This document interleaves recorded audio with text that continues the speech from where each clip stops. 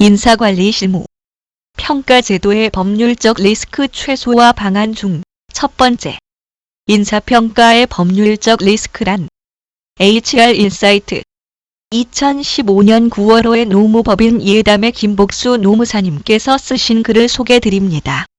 평가제도에서의 법률적 리스크 최소화 방안은 총 5편의 글이 HR 인사이트에 2015년 9월 호부터 2016년 1월 호까지 실렸습니다.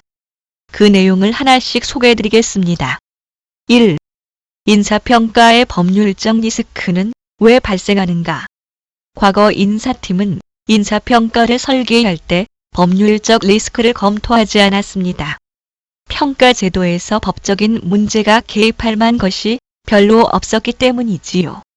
그런데 최근 인사평가 결과에 따라서 계약 종료, 징계 처분, 전보 등의 인사조치가 이루어지면서 근로자가 해당 인사조치의 근거가 되는 인사평가의 정당성에 대해 문제를 제기하는 일이 증가하고 있습니다. 아마도 인사제도들이 서로 연결되고 인사평가를 근거로 한 성과주의 인사관리가 도입되면서 이에 대한 법적 다툼이 증가한 것으로 보입니다. 따라서 이제 기업은 인사평가 설계 시에도 향후 소송 등에 대비하여 인사평가의 법률적 정당성을 확보해야 할 필요가 생겼습니다. 2. 대법원 판례를 통해 본 인사평가의 법률적 리스크 2015년 1월 15일 대법원 판례 판결문을 읽어보겠습니다. 좀 깁니다.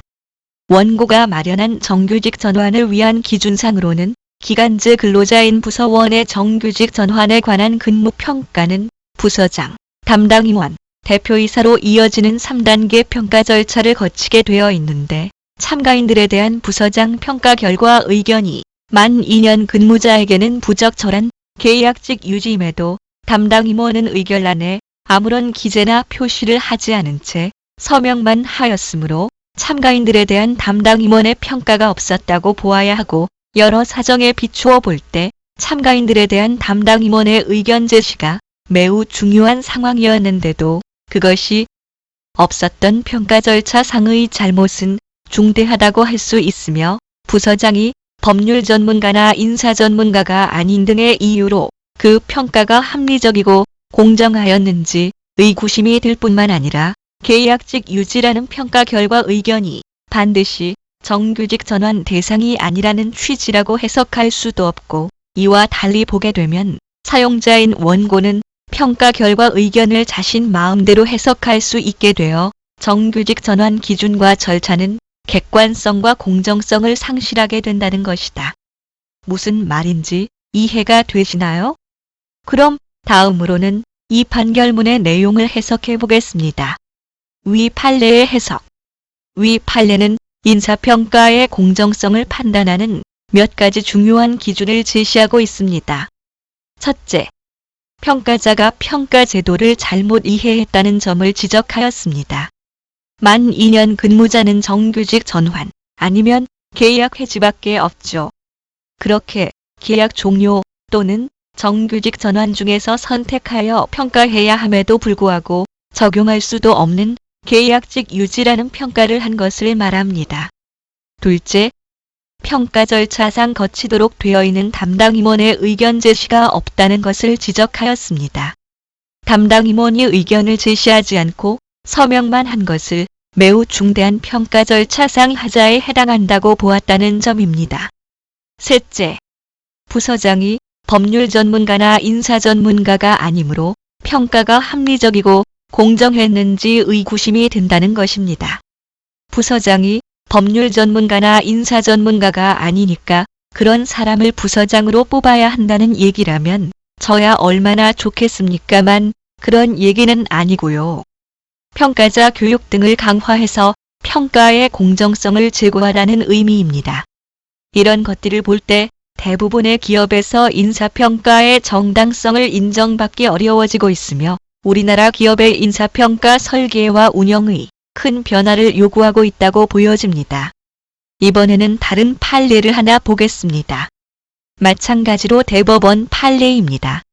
2015년 6월 24일 대법원 판례 판결문을 보겠습니다. 피고가 부진인력관리 계획을 수립한 후 원고들이 포함된 부진인력 대상자에게 인사고과 업무 분담 등에서 불이익을 주는 차별정책을 시행하였고 원고들에게 합리적인 이유 없이 부당한 인사고과를 하였으므로 원고들에 대한 인사고과는 재량권을 남용한 것으로 위법하다. 여기서 재량권을 남용했다고 본 구체적인 내용들을 보겠습니다. 위 판례의 판단 기준 1. 강땡문의 경우 불성실성의 근거로 지적된 오후 6시 15분경 상시 퇴근은 피고 회사의 일반적인 업무 종료 시간이 오후 6시인 만큼 불성실의 근거로 삼기 어려운 점 등에 비추어 볼 때 원고 강땡문에 대한 피고 회사의 2009년도 인사고과는 객관적이고 공정한 기준에 의한 것으로 보기 어렵다. 이것은 많은 회사가 동료 근로자와 퇴근 시간을 비교하여 성실성을 판단하는 것에 대한 부당성을 지적한 것으로 볼 수 있겠습니다. 2. 김땡광의 경우 이 회사의 인사평가는 개인 성과평가, 역량평가, 다면평가로 구분하여 시행되는데 원고 김땡광에 대한 인사평가는 세 가지 평가를 구분하지 않고 MOT 실적 및 IT 개인별 개통 건수, 아마도 IT 회사인가 봅니다. 이런 것에 의해서만 평가됐음을 볼 때 원고에 대한 2009년 인사고과가 객관적이고 공정한 기준에 의한 것이라고 인정하기 어렵다. 회사의 평가 제도를 준수하지 않은 인사평가의 공정성을 인정하지 않은 겁니다. 3. 김땡덕에 대한 개인 성과평가 58점과 역량평가 59점은 그 구체적인 부여 근거가 없는 점 등을 볼 때 원고 김땡덕에 대한 2009년도 인사고과는 객관적이고 공정한 기준에 의한 것으로 보기 부족하다. 정량적인 점수가 있더라도 그 점수에 대한 근거가 없어서 객관적이고 공정하지 못하다고 판단했습니다. 대부분 점수에 의한 평가는 공정성을 인정받을 수 있는 것으로 이해하고 있으나 아무런 근거를 제시하지 못하는 점수는 인사평가의 공정성을 인정받지 못할 가능성이 높습니다. 이 사례를 보면 법원이 이 정도로 인사평가의 구체적인 내용에 대해서 판단을 하고 있다는 사실을 알 수 있습니다. 3. 인사평가의 법률적 리스크를 바라보는 관점. 인사 담당자들은 보통 임금을 지급할 때 법적 리스크를 고려하고 채용 시에 이직 시에 당연히 법률적 리스크를 관리하고 있습니다. 그런데 평가 관리에 대해서는 법적 리스크를 생각하지 않았었지요. 지금까지는 인사평가의 법률적 리스크가 관리 대상이 아니었더라도 이제부터는 당연히 관리해야 할 리스크로 바라보는 시각이 필요합니다.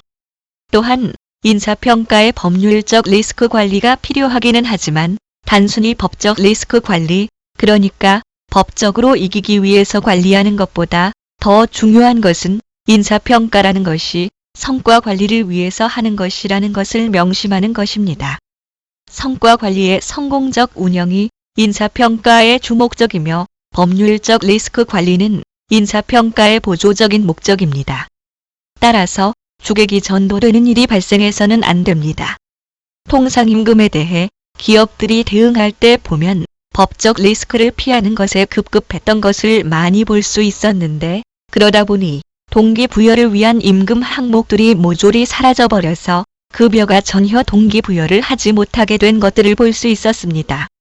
먼저 성과 관리를 위한 인사평가 제도를 설계하고 거기에 법적 안정성까지 갖춘다면 신뢰받는 평가 제도가 될 수 있을 것입니다. 오늘 5부작 가운데 첫 번째 내용을 시작으로 남은 4부에 걸쳐서 이 내용에 대해 설명드리겠습니다. 도움이 되셨길 바랍니다.